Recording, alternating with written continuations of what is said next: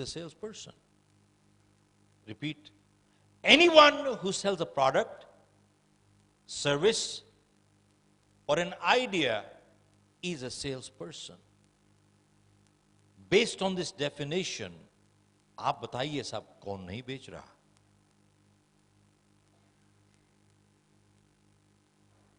साहब, एक कैंडिडेट एक जॉब इंटरव्यू के लिए जाता है, क्या कर रहा है वो? What's he doing? He's selling. साहब एक बात बताइए, a boy girl proposing to get married, what are they doing? साहब एक बात बताइए, a lawyer arguing in front of the judge for his client, what's he doing? Hello? A politician giving speeches to get votes, what is he doing? Hello? What am I doing right now? I'm also selling. Who is not selling? We are all selling. We are always selling, either for or against ourselves. And success in life depends on our ability to sell. Chaudhary Sahab, we are all selling, we are always selling, either for or against ourselves. It is not neutral. ये साहब ये leadership की बात है, कभी neutral leader नहीं हुआ, या अच्छा लीडर होगा या घटिया लीडर होगा, न्यूट्रल लीडर कोई नहीं होता साहब. There is no neutral leader. And good leaders actively guide, bad leaders actively misguide. Hello?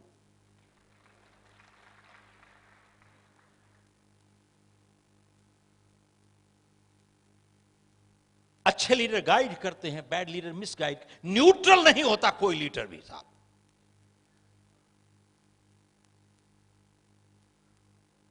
तो मैंने कहा साहब कौन नहीं बेच रहा है? We are all selling. We are always selling. And then मैंने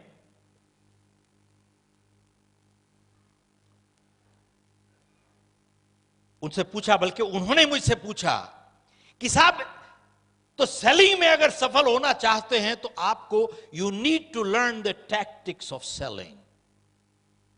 In sales, if you want to succeed in life, you need to learn the tactics of selling. How many agree with that? Raise your hand.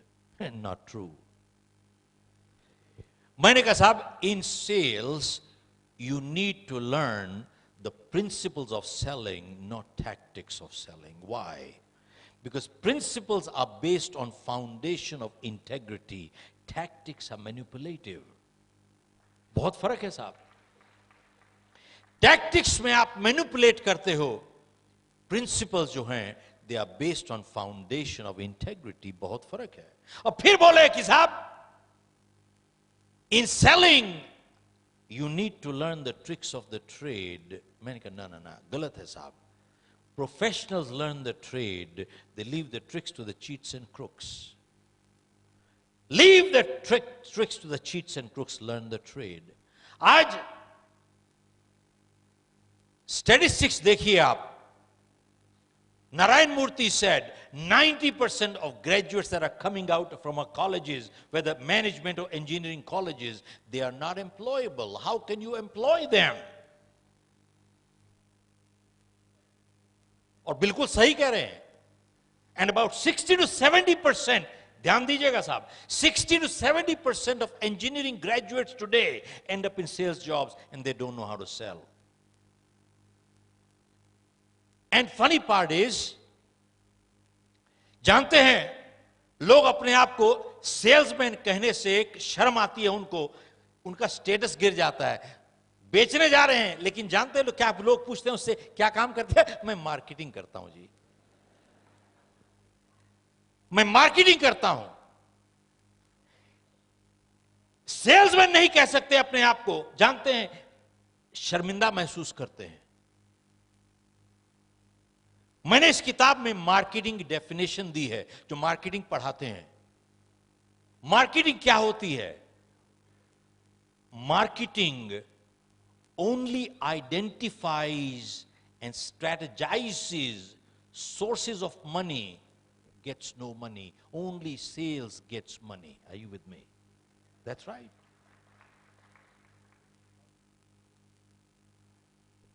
Marketing तो खाली सिर्फ identify करती है, strategize करती है, sources of money, gets no money.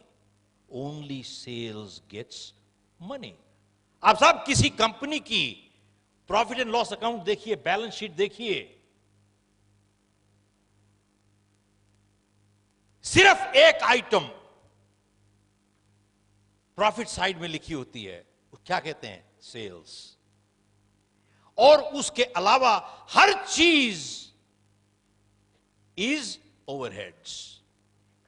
Profit में सिर्फ एक आइटम जाती है, sales. Rest everything in the company is. साहब एक अच्छी company, good salespeople are the first to be hired, last to be fired, because they represent profit.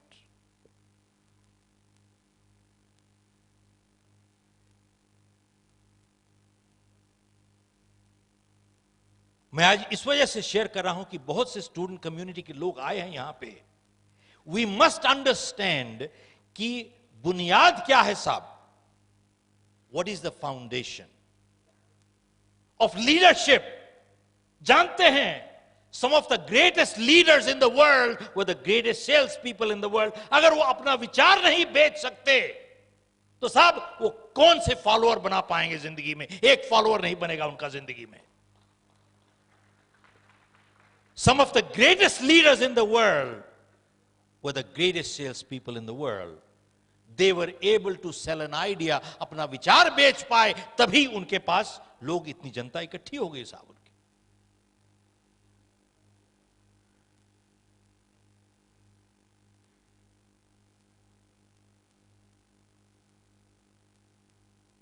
आप लोगों ने मेरी कहानी तो शायद कुछ लोगों ने पढ़ी होगी या कुछ लोगों ने सुनी लास्ट टाइम, लेकिन थोड़ा संक्षेप में मैं जिन्होंने नहीं सुना उसके बैकग्राउंड बताना चाहूंगा. मैं एक प्रोग्राम कर रहा था अमेरिका में. 200-250 लोग थे वहां पे. डॉक्टर्स, लॉयर्स, इंजीनियर सभी थे. कारपेंटर्स, प्लम्बर्स, इलेक्ट्रिशियन भी थे. क्योंकि आज की तारीख में हर जगह पे सब लोगों को एक दिक्कत है. बोले साहब कंपटीशन बढ़ रहा है, बहुत कंपटीशन बहुत बढ़ रहा है.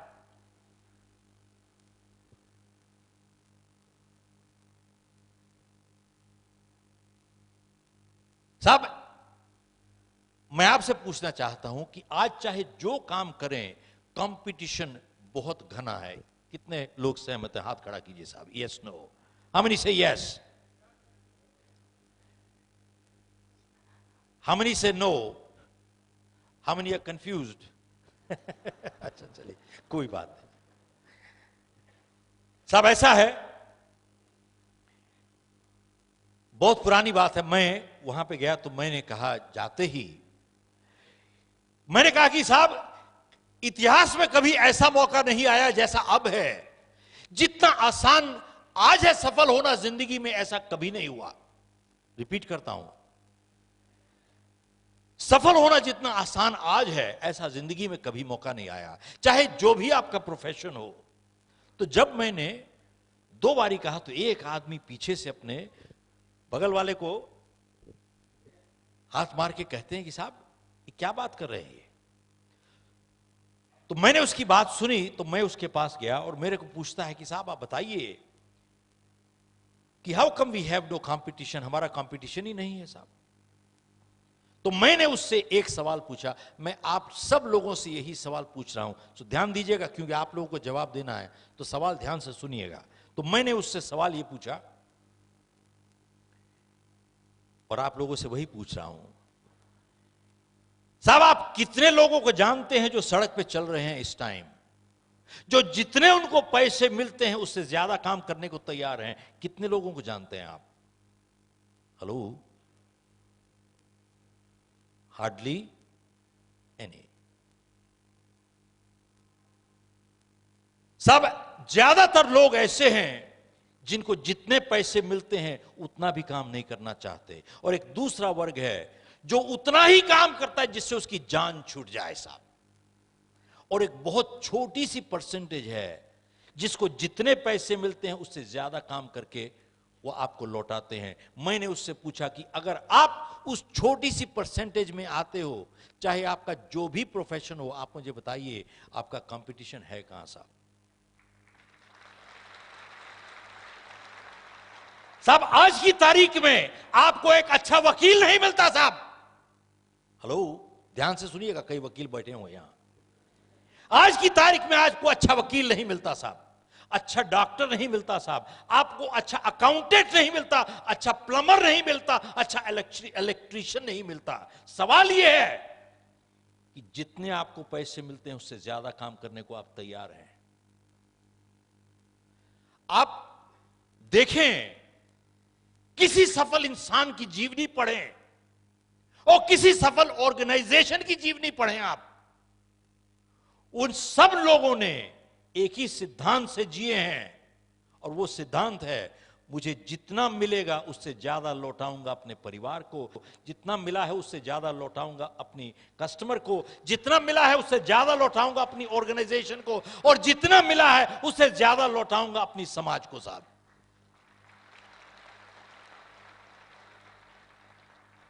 ये मेरी फिलॉसफी नहीं है, आप किसी भी सफल इंसान की फिलॉसफी देखें जिसने सफलता हासिल की है और उसके बाद सफलता को कायम रखा है। हासिल करना एक चीज है और कायम रखना दूसरी चीज है साहब। सफलता हासिल की है और उसके बाद कायम रखा है, और तीसरी बात, उसके बाद अपनी गुडविल, सद्भावना मेंटेन की है। तीन चीज जरूरी है, सफलता, सफलता को कायम रखना, और तीसरा सद्भावना, गुडविल मेंटेन करना। तीनों को अगर जिसने मेंटेन किया है वो सब इसी सिद्धांत से जिए हैं। मुझे जो मिला है उससे ज्यादा लौटाऊंगा अपने परिवार को, जो मिला है उससे ज्यादा लौटाऊंगा अपने कस्टमर को, जितना मिला है उससे ज्यादा लौटाऊंगा अपनी ऑर्गेनाइजेशन को, और जो मिला उससे ज्यादा लौटाऊंगा अपनी समाज को। साहब एक बात बताइए कि हम सब अगर आज से इस सिद्धांत से जिए, हमारा कंपटीशन है कहां साहब? हम ही कंपटीशन बन जाते हैं दूसरों के लिए साहब। We have no competition, we become the competition. अब एक बात बताइए, इतनी छोटी सी चीज समझने के लिए पीएचडी की जरूरत है भैया? अच्छा, इतनी छोटी सी चीज समझने के लिए एमबीए की जरूरत है? जानते हो, एमबीए और पीएचडी करने के बाद फिर भी नहीं समझ में आती लोगों को। मुश्किल तो ये है, दुख की बात ये है। इसके लिए ना एमबीए चाहिए ना ही पीएचडी चाहिए साहब।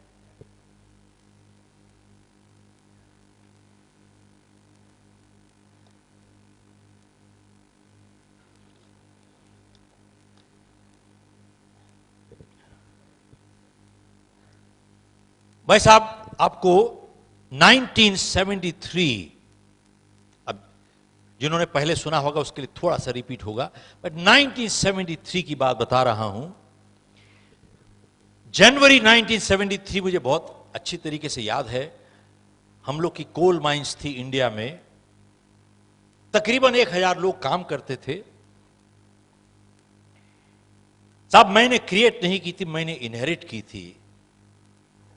तो माइंस नेशनलाइज हो गई, सरकार ने सभी कुछ ले लिया साहब। अब कुछ परिवारों के पास पैसे थे, हमारे पास नहीं थे। मेरे फादर की डेथ हो चुकी थी जब मैं कॉलेज में था, और मेरी शादी को सिर्फ 4 हफ्ते हुए थे साहब। अब कुछ लोग मेरी एज का अंदाजा लगा रहे हैं साहब already, but that is okay. हर एक की अपनी अपनी कैलकुलेशन, आप कुछ बात करो, अपनी कैलकुलेशन हर एक की अलग होती है साहब। खैर, तो साहब सब कुछ चला गया। और उसके बाद हमारे घर से सामान बिकने लगा, कुछ ना कुछ टेबल कुर्सियां बिकने लगी टू गेट फूड फॉर। मुझे याद है तकरीबन 1 साल के बाद मेरी बड़ी लड़की जब पैदा हुई तो मैंने अपनी मां के कुछ लास्ट पीस ऑफ ज्वेलरी जाके बेची, क्योंकि मेरे पास 10 रुपए नहीं थे to get my daughter release from the hospital to buy milk that night. 1973 की बात कर रहा हूं आपसे। तो मैंने साहब 3 काम करने की शुरू किए, अगले 2 साल सभी में फेल हो गया। 1975 13 नवंबर को तो मैंने फैसला किया कि साहब मैं अब इंडिया छोड़ के जा रहा हूं। मैं कनाडा गया, यहां से तो टोरंटो में मेरी सिस्टर थी, उसने मुझे स्पॉन्सर किया। तो वहां पे हमने 1 बेडरूम रेंट किया, वहां पे जमीन पे सोते थे। तो मेरी वाइफ एमबीए है, उसने एक बैंक में जाके $600 महीने की नौकरी ली ताकि घर का खर्चा चलता रहे। और मैं साहब सूट टाई लगा के बाहर निकल जाता था। अब कोई पूछते थे कि भाई क्या काम करते हो? अब ये कहने में तकलीफ होती थी कि बेरोजगार है भाई। मैं कहता था सर इंपोर्ट एक्सपोर्ट। कोशिश की थी, ऐसी बात नहीं है। खैर साल बीत गया साहब, इंपोर्ट एक्सपोर्ट टाई लगा के घूमते हुए, कुछ इंपोर्ट एक्सपोर्ट नहीं हुई। खैर एक दिन मैं वहां से एक ट्रेड शो से गुजर रहा था, तो मेरे पीछे एक कनेडियन भी आ रहे थे, थोड़ा हैंडीमैन लगे, निक्कर टी शर्ट पहने हुए। तो मेरे पास आए, मेरा नाम पूछते हैं क्या काम करते? बोले इंपोर्ट एक्सपोर्ट। तो मेरे को पूछते भाई कितने पैसे कमा लेते हो? साहब उस दिन होश में आया, ये सोच में आई कि भाई चाहे जितने मर्जी सूट टाई लगा लो, दुनिया 2 मिनट में समझ आती है जेब खाली है भाई। तो मैंने उसको बोला भाई इससे तुम्हारा क्या लेना देना?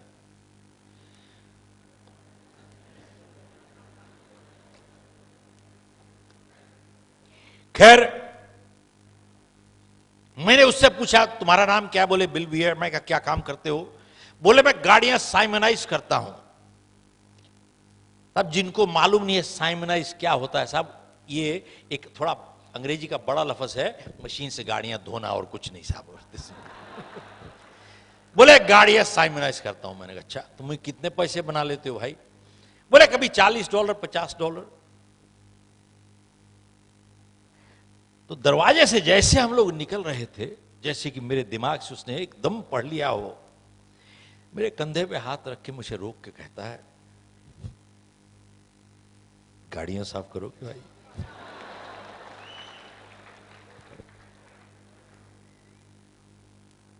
मैं भी सोचने लगा भाई कब तक खाली पेट घूमेंगे ऐसे। मैंने कहा भैया कितने पैसे दोगे? बोले $5 काटूंगा केमिकल के, बाकी बांट लेंगे आधे आधे।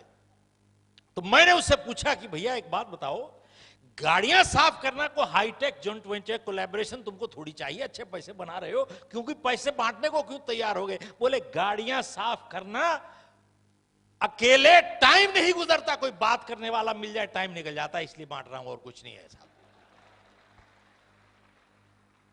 तो साहब दूसरे दिन गए, हमने गाड़ियां साफ की, $25 दोनों ने बना लिए पॉकेट में। अगले दिन $35 $30 $40, रोज थोड़े थोड़े थोड़े पैसे बनते रहे, कुछ ना कुछ खरीदते रहे साहब।